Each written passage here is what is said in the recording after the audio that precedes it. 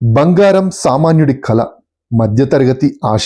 కానీ ఇప్పుడు ఆ ఆశ అందని ద్రాక్షలా మారుతోంది. రోజుకో రికార్డు, పూటకో మార్పు. పట్టపగలు లేకుండా పెరుగుతున్న గోల్డ్ రేట్ చూసి ఇన్వెస్టర్లు సంబరపడుతుంటే కొనే సామాన్యుడు మాత్రం బెంబేలెత్తిపోతున్నాడు. అయితే ఈ పెరుగుదల సహజమైనదా, లేక దీని వెనుక ఏదైనా మాయాజాలం ఉందా? నిపుణులు దీన్ని ఒక డేంజర్ బెల్ గా అభివర్ణిస్తున్నారు. 2025లోనే బంగారం ధర ఏకంగా 60% పెరిగింది. ఇది అసాధారణం, అతి ప్రమాదకరం. దీన్నే ఆర్థిక నిపుణులు బబుల్ అంటున్నారు. అంటే ఈ బుడగ ఏ క్షణమైనా పేలిపోవచ్చు. విదేశీ రీసెర్చ్ సంస్థల రిపోర్ట్ చూసి మోసపోకండి. మార్కెట్ గరిష్ట స్థాయిలో ఉన్నప్పుడు జేపీ మోర్గన్, గోల్డ్మ్యాన్ సాక్స్ వంటి సంస్థలు బంగారం ఇంకా పెరుగుతుంది అంటూ ఊదరగొడుతున్నారు. సామాన్యులు ఆ ట్రాప్ లో పడి కొంటుంటే అవే సంస్థలు తమ లాభాలను మూటగట్టుకొని మెల్లగా తప్పుకుంటున్నాయి.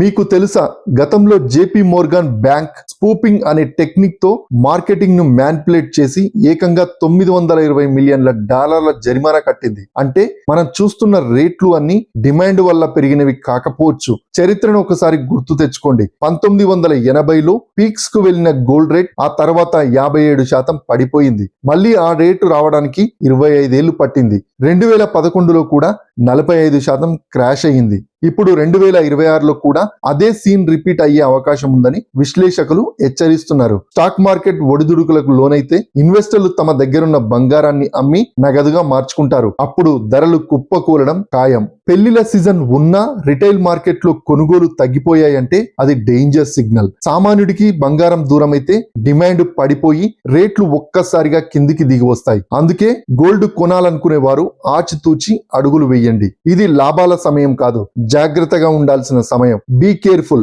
గోల్డ్ ఇన్వెస్ట్మెంట్ లో తొందరపడకండి.